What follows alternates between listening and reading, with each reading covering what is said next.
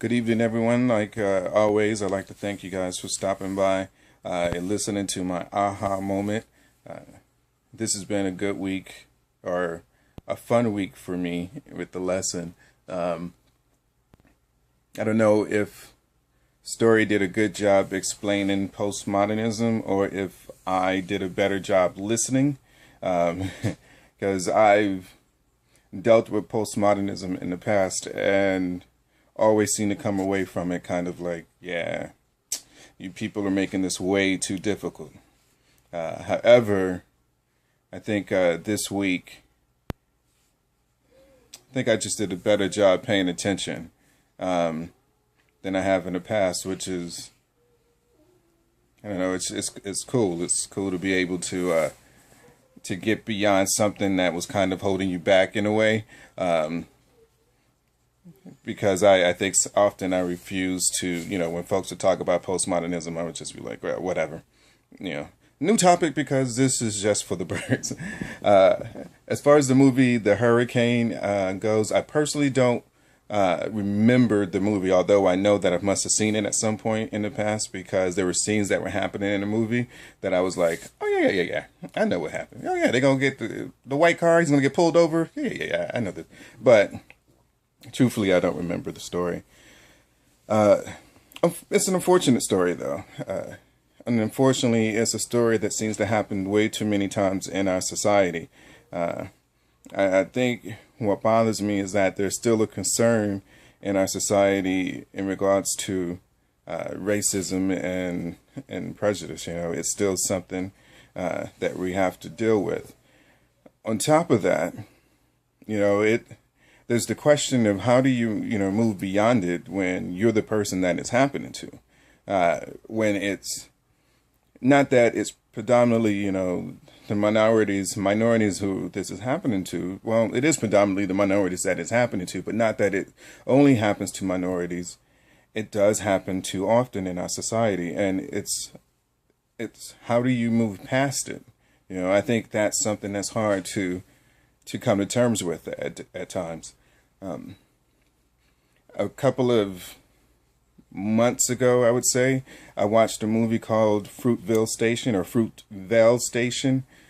which was a movie about a gentleman that was coming home from from a party on New Year's Eve and was detained by police and was eventually shot in the back.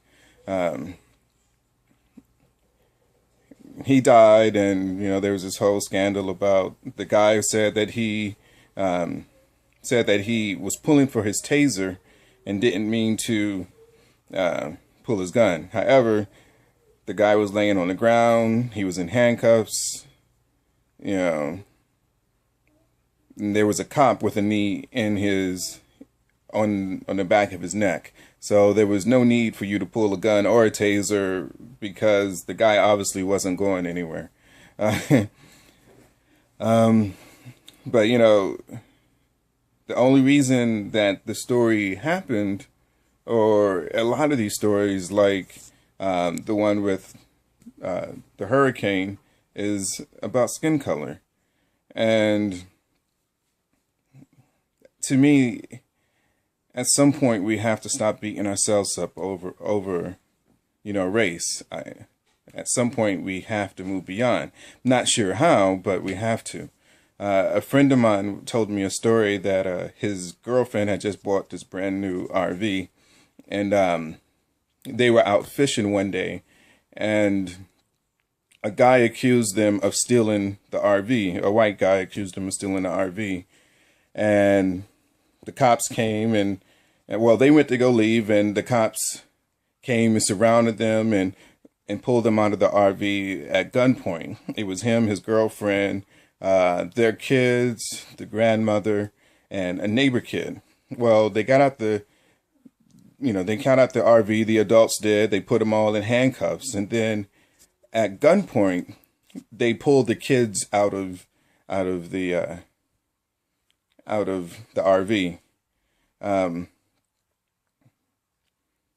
Once everything was over and the kids got home, or the neighbor kid got home, the neighbor kid who was Japanese asked his mom, she said, why is it that the cops in America hate blacks so much? And, that's actually a pretty heavy question, no matter what race you are or where you are in your life, to have to respond to your child about. When something like this happened, is how do you tell your kid society is like this? There's moments where you talk about the removing of innocence, from our society. Kids are definitely growing up way too early, but there's some things that they shouldn't have to be exposed to, like some of the ignorance that exists out here in our society. But it's no wonder that places like Disney World or Disneyland, and Six Flags are so successful. It's no wonder that they've stayed open for so long, because sometimes we need a break from this reality. There's things that happen in our society that shouldn't.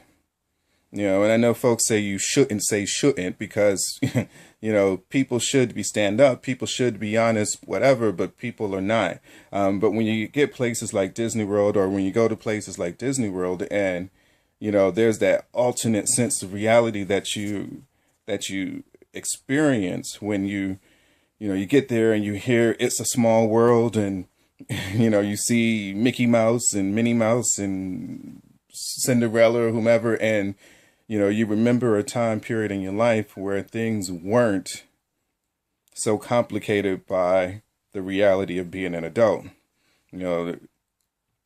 It's liberating almost to, it's liberating to go on vacation to Disney World and just break free.